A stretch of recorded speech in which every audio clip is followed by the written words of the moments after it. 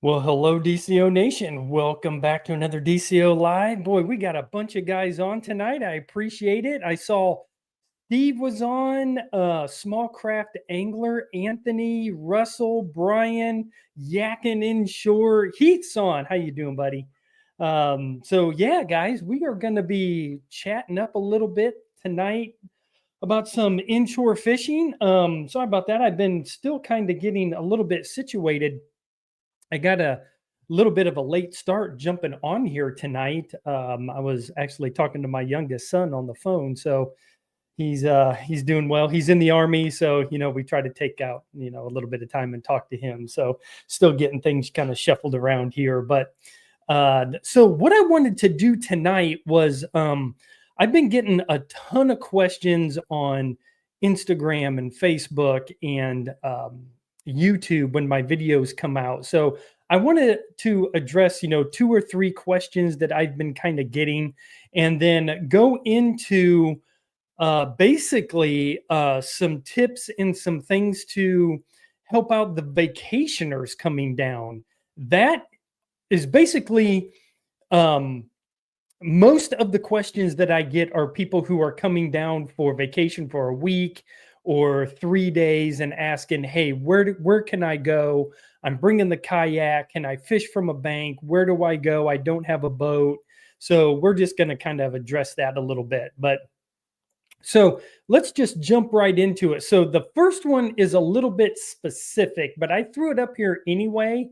I had a gentleman ask, does the Mirage 180 drive, which is the Hobie fin drive, does that work with my Hoodoo Impulse 120? And actually, yes, it does. There are no mods for it. There are just 2 little clips that clip in, and the Mirage 180 does work on the Hoodoo Impulse. He asked that because he's looking at a Hoodoo Impulse, which is what I have, and he wanted to know if the Mirage drive worked in it. He didn't want a pedal drive, and the fin drive that usually comes with the Impulse is unidirectional, so it only goes forward. There's no reverse. So that is actually a very common question that's asked on the Hoodoo websites is, does the Mirage drive work? And yes, it does work. It fits in there and snugs up really nice in those clips. So yes, it does work. The second one that I get quite a bit, and actually I got 2 or 3 questions on this just last week, is what is my rod and reel setup? Excuse me. So let's start with the reels. Very simple. I use 2,500 and 3,000 size reels. That's all I use for inshore fishing. And honestly, that is all you need. Anything bigger, you're just not fighting big fish to accommodate, a 5 or 8,000 size reel. You just don't need it. If you guys have seen my videos in the past, I landed a 31-inch redfish and it was on a 2,500 reel and a matter of fact, I think I had 10-pound braid on that 2,500. So guys, you don't need to go 30 and 50-pound braid and get all beefed up on these fish. You just don't need them, especially if you're going to be doing the kind of fishing that I do, that inshore skinny water fishing. Now, if you're going to go out and you're going to maybe go near shore for some big bull reds, then yes, I would get maybe a 5,000 or 6,000 size reel, heavier braid, because really you don't want to play those big bull reds very long. You kind of want to get them in fairly quickly, and you don't want to wear out these big females. So you want to kind of get them in, get your picture, and get them released back. So that would really be the only time that I would say, yeah, go for the bigger gear if you're actually targeting those big bull reds, during the fall. And really kind of this time right now, I know that Captain Stephen Fluke Jr. said a couple of weeks ago that he's going to be targeting some bull reds down in McClellanville, Georgetown area. There's some bigger reds coming in. So, yeah, I would probably use a little bit larger, beefier gear if you're going to target those kind of fish. My rods, I use basically 2 rods. One is a medium light fast action rod. They're all 7 foot. So I love that rod. It accommodates everything that I throw. And then I use a little bit beefier rod, a medium, but still a fast action for any of my like hard baits. So, anytime I may be throwing a mirror lure or a top water or heavier weighted lures, a quarter. I don't throw 3/8 very often. Usually I stick with a quarter.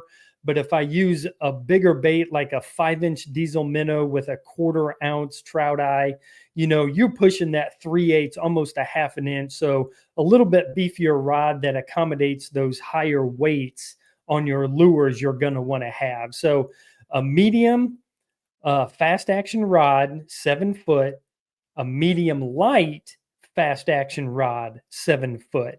Now, with me being a kayak angler, the one thing that I usually look for is a shorter butt section to the rod. So if you guys hold on 1 second,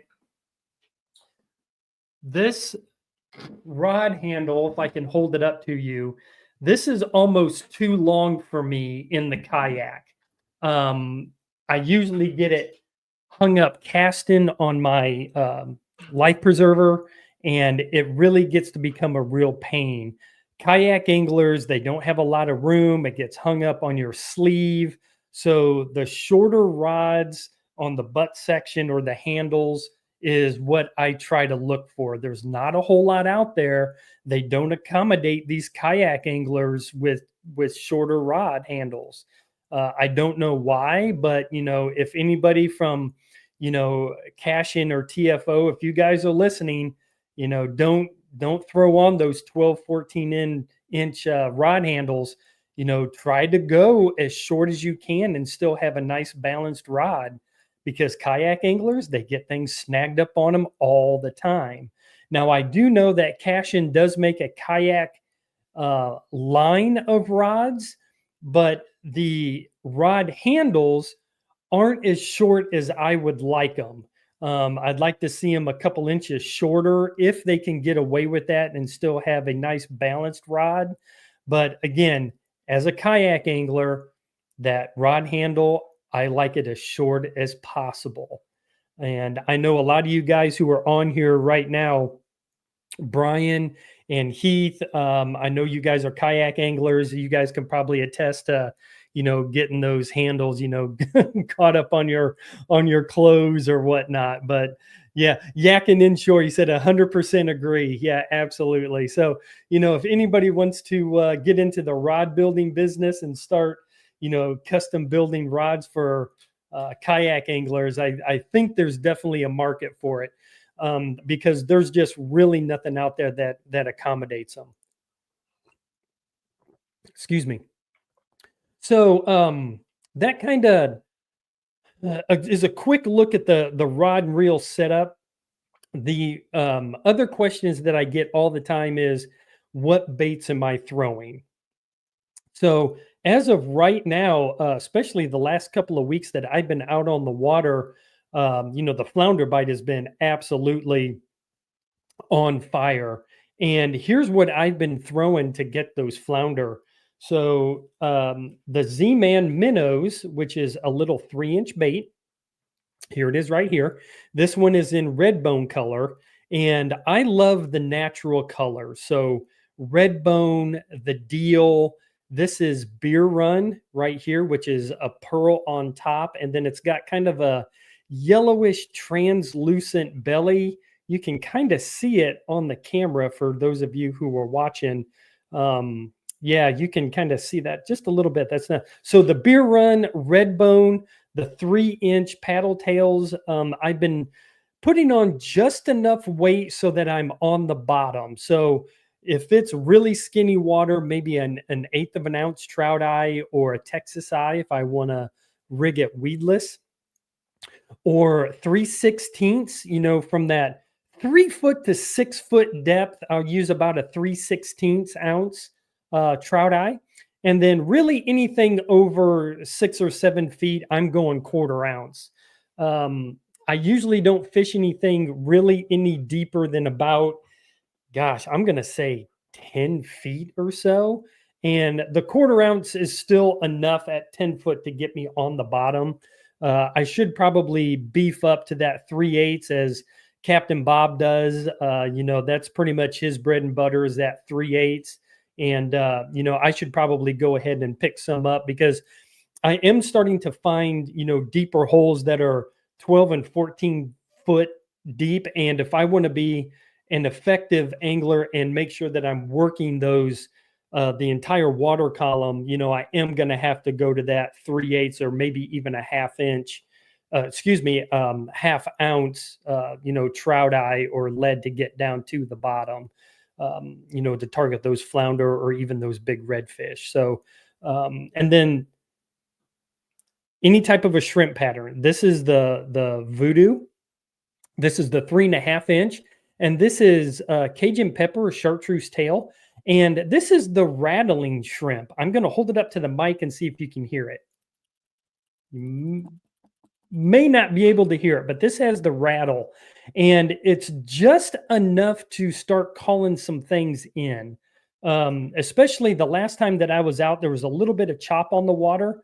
And I think that little bit of a rattle will help pull some fish in. It just sets itself apart just a little bit more.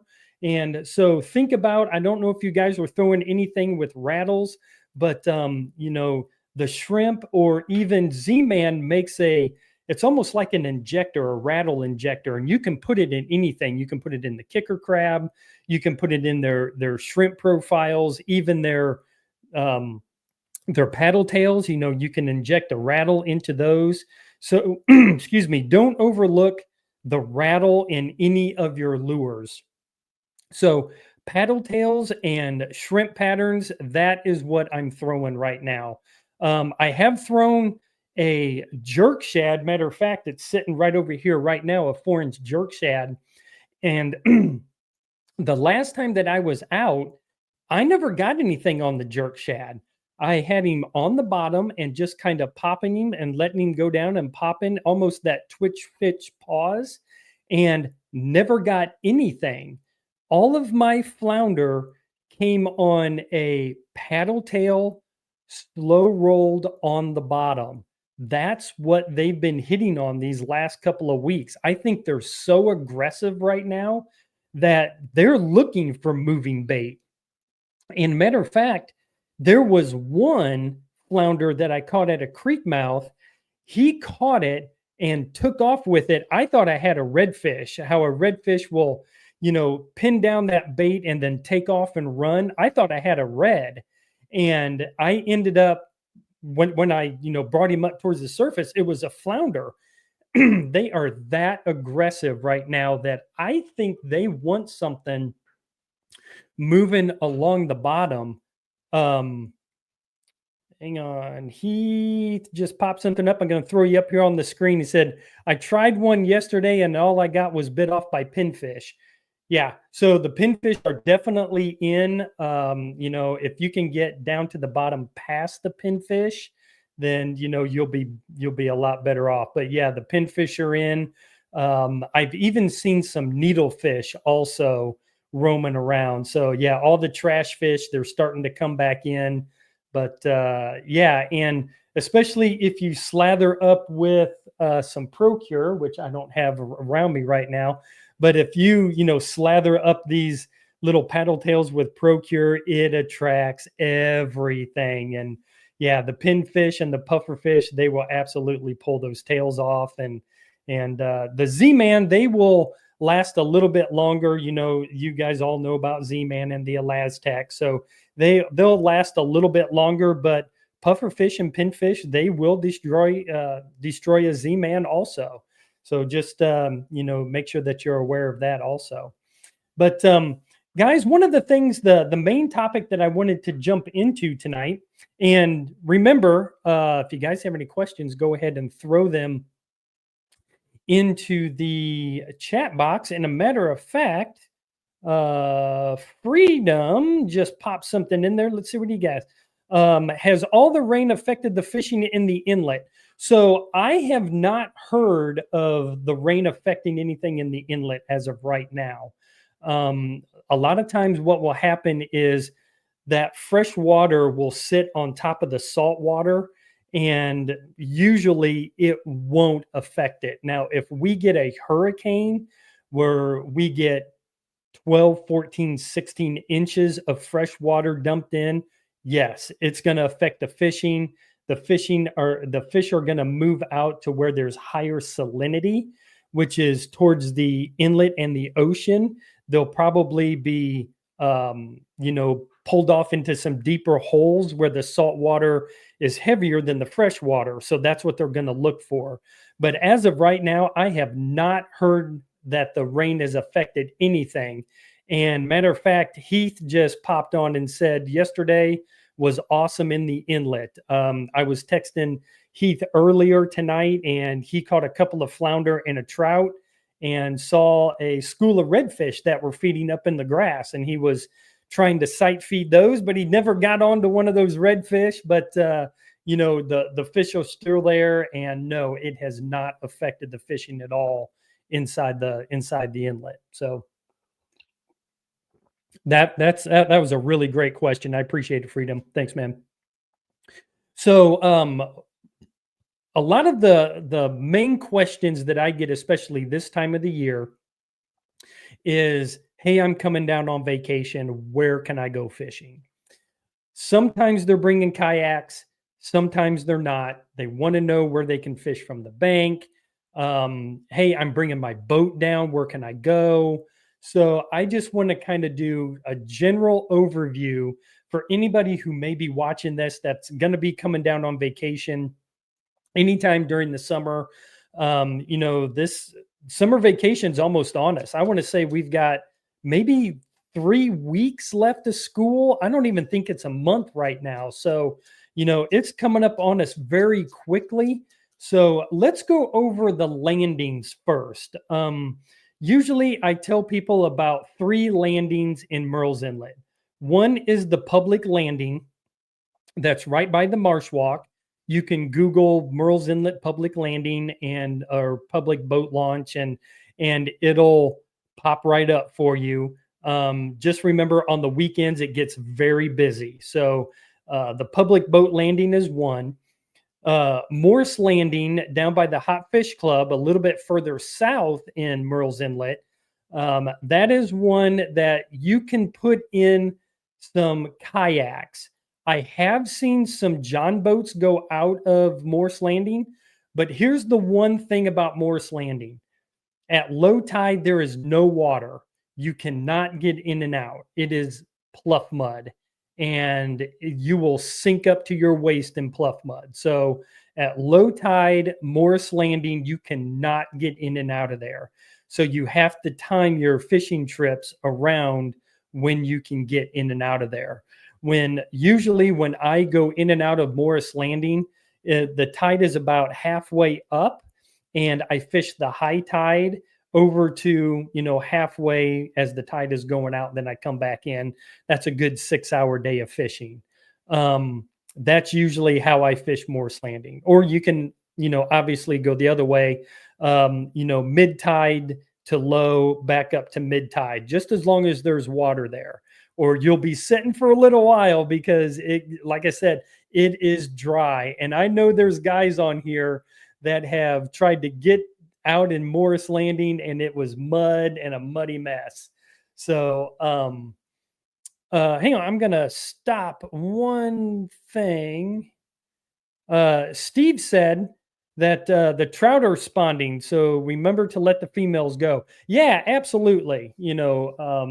This is one of the spawning times that the trout are spawning. So thanks, Steve. I appreciate you popping that up. Anthony. So yeah, I'm going to be kind of jumping back and forth here, guys. So as you guys are getting, these questions in, I am going to stop and I'm going to jump back and forth so that, I do answer your question. So other than Berkeley Gulp, grub minnows in white, what would be good to use at the jetties? Not sure if you remember pictures I sent you of the flounder that I got. Yeah, absolutely. So yeah, out at the jetties, really anything is gonna work, from live bait to the paddle tails. Here's the biggest thing about the jetties. When you go out to the jetties, the guys who stand on those rocks, they take their poles and they sling that bait all the way into the channel. Well, basically, what you're doing is you're casting past all the fish.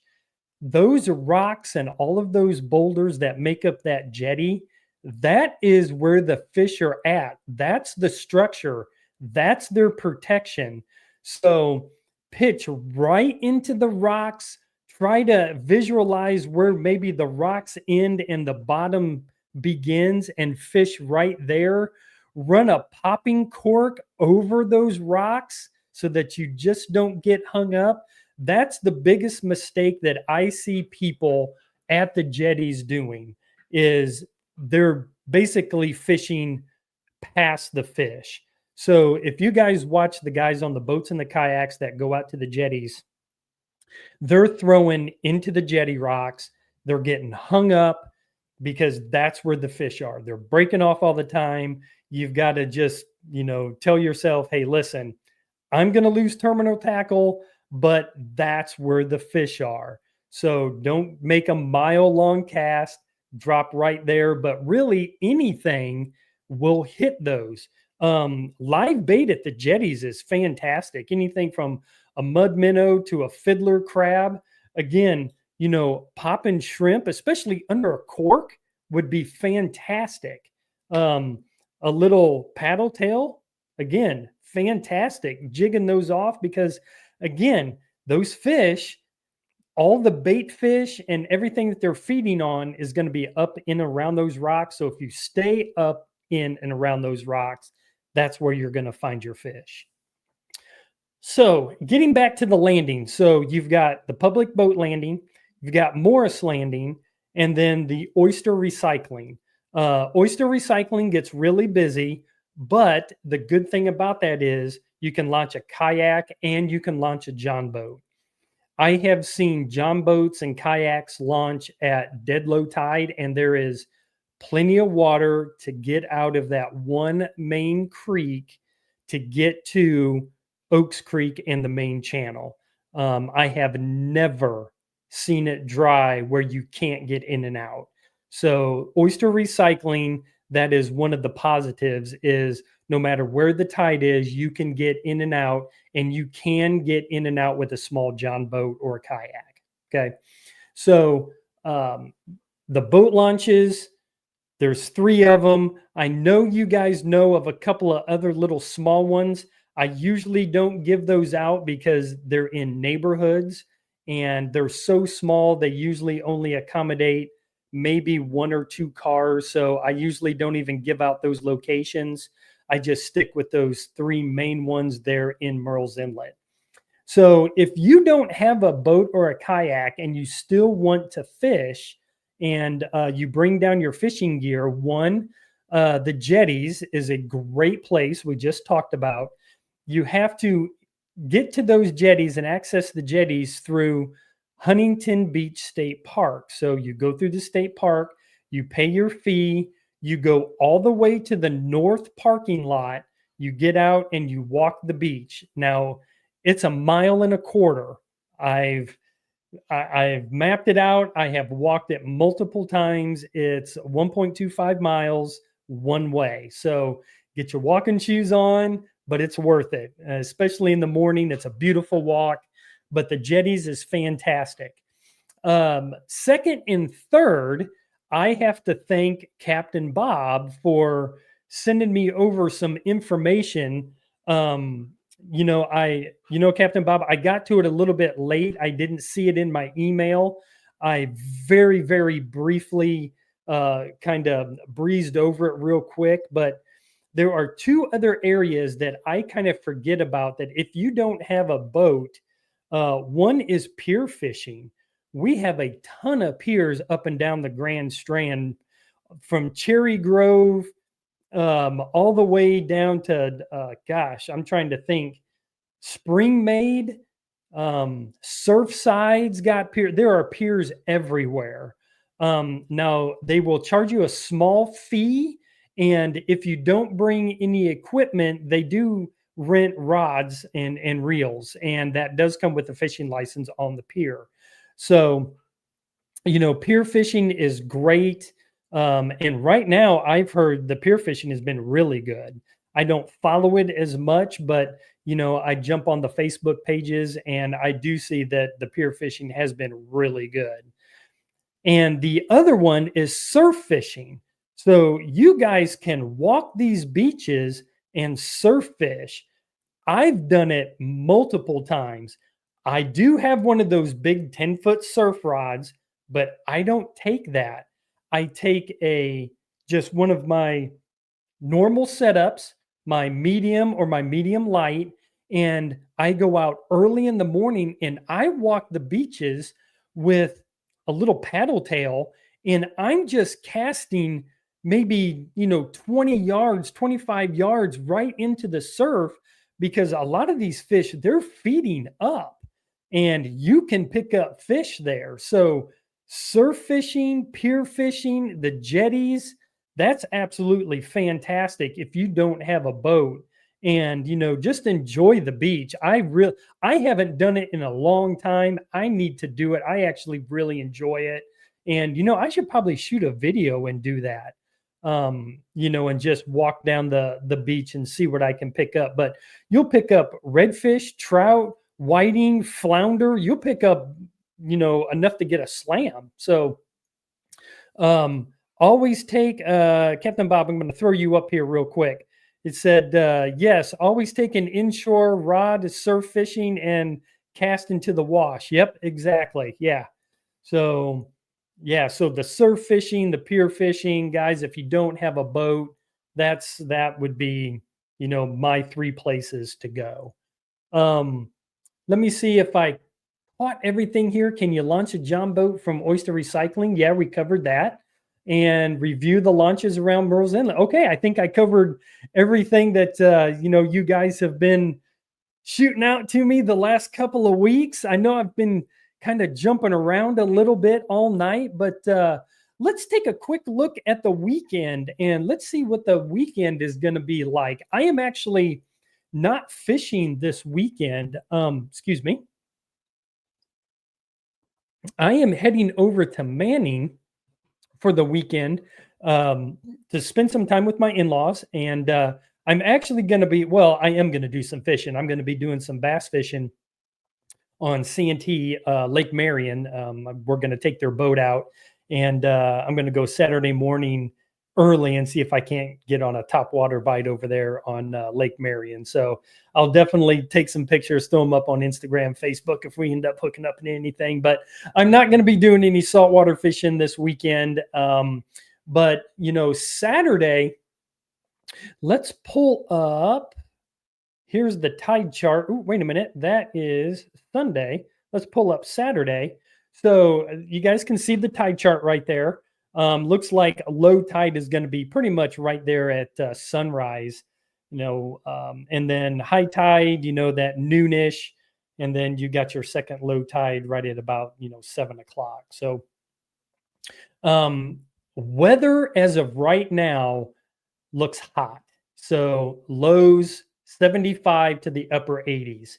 Now I have been hearing 90s inland and possibly touching 90 along the coast. It's going to get hot this weekend. Okay. So, the wind on Saturday is going to be, I saw between 7 and 15 miles an hour.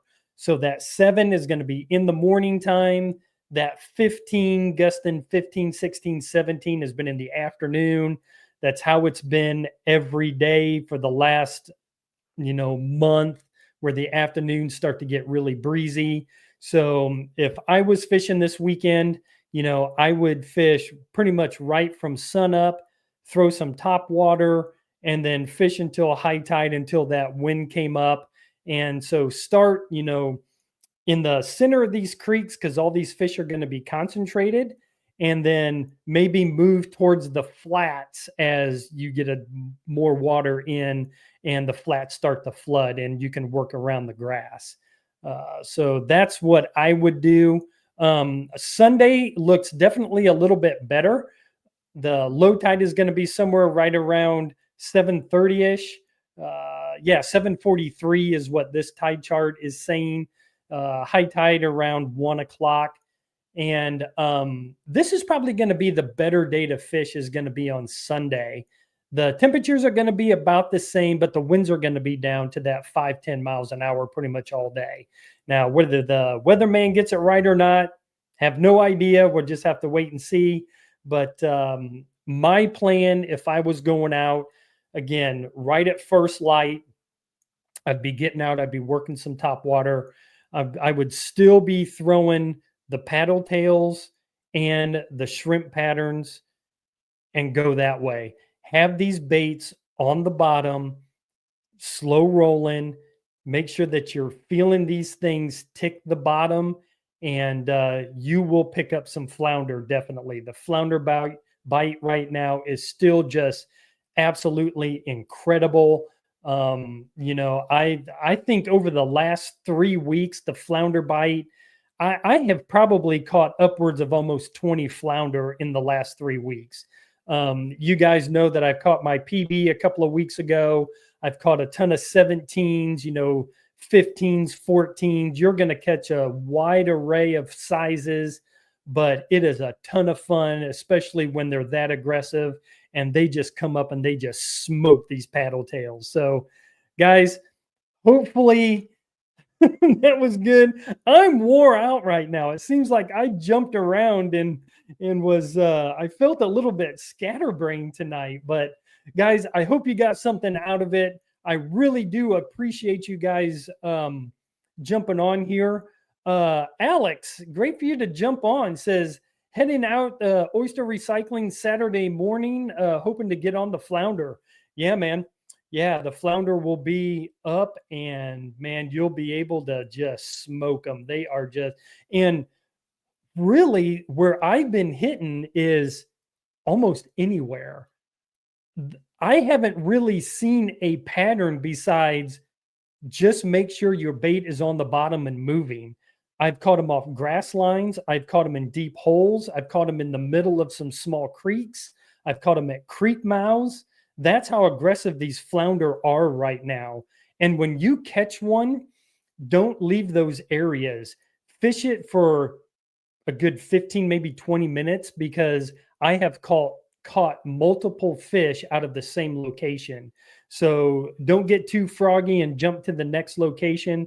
Stick around, spend a little bit of time, because if those flounder are there feeding on bait, there's going to be other fish there.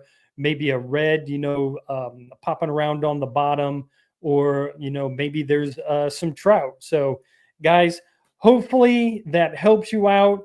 I do want to call out Brian, Small Craft Angler. I was on your Instagram page earlier, and he caught a nice 23-inch redfish. That's absolutely fantastic. Guys, when you get these great catches, share them with people. I think it's absolutely awesome. So congratulations on the 23-inch, right at slot. So that's absolutely fantastic. Guys, I will see you next week. If you haven't subscribed, if you're not a subscriber, go ahead and hit the subscribe button. Leave a comment in after the video. If you got any more questions, I will definitely get to them. Tell your fishing buddies, I do have a video dropping tonight at midnight. So when you guys get up Friday morning, I will have another video dropped, and it's a pretty good one. Hopefully you guys enjoy it. Give it a watch. Let me know what you guys think, and I will see you all next week. So same bat time, same bat channel, 8 o'clock Thursday for another DCO Live. Guys, I appreciate each and every one of you, and I will see you all next week.